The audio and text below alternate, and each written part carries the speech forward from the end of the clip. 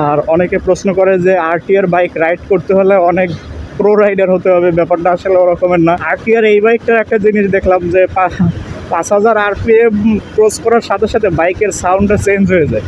মানে বাইক দিয়ে একটা অ্যাগ্রেসিভ যে একটা ভাইব, মানে অ্যাগ্রেসিভ যে একটা সাউন্ড, ওইটা চলে আসে।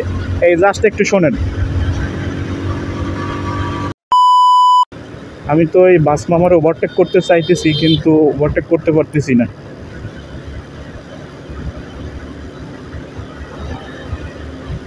যাক, ও আগে যাক, আমি আস্তে আস্তে যাই, কারণ আস্তে আস্তে গেলে অনেক রাস্তাটাকে এক্সপ্লোর করতে পারবো আপনাদের সঙ্গে। আমিও স্লো করে দিছি, ও স্লো করে দিছে।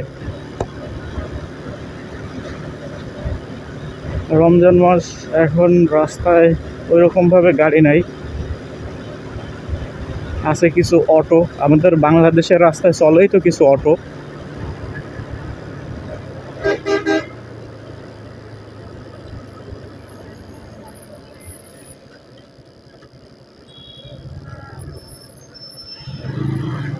এরকমের বাস মামারা হঠাৎ হঠাৎ করে ব্রেক মারবে। এক কথায় আপনাকে বাইক রাইডে অনেক দক্ষ হতে হবে।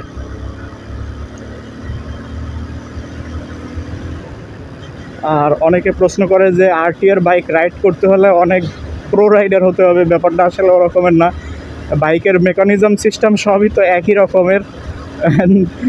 হ্যাঁ, দক্ষ তো একটু হইতে হবে। রাস্তা সম্পর্কে আপনাকে জ্ঞান রাখতে হবে, বাইক সম্পর্কে আপনাকে জ্ঞান রাখতে হবে, অ্যান্ড এর পাশাপাশি আপনাকে মানে রাইডিং কৌশলটাও অবলম্বন করতে হবে। রোড সাইন সম্পর্কে আপনাকে জ্ঞান রাখতে হবে। তারপরে আরও টুকটাক আদার্স বিষয়। আপনি আজকে বাইক কিনে কালকে হাইওয়েতে নেমে রাইড করবেন, রাস্তার নিয়ম কারণ যদি কিছু না জানেন, সেক্ষেত্রে কিন্তু আপনি অ্যাক্সিডেন্টের শিকার হবেন। বাইক সম্পর্কে জানতে হবে, রাইড সম্পর্কে জানতে হবে, এবং রাস্তা সম্পর্কে জানতে হবে। সব কিছু যদি আপনি ভালোভাবে জানতে পারেন, সেক্ষেত্রে আপনি মানে রাস্তায় বাইক রাইড করার জন্য উপযুক্ত। আর আরটিআর এই বাইকটার একটা জিনিস দেখলাম যে 5000 আরপিএম ক্রস করার সাথে সাথে বাইকের সাউন্ডটা চেঞ্জ হয়ে যায়। মানে বাইক দিয়ে একটা অ্যাগ্রেসিভ যে একটা ভাইব, মানে অ্যাগ্রেসিভ যে একটা সাউন্ড, ওইটা চলে আসে। এই জাস্ট একটু শোনেন।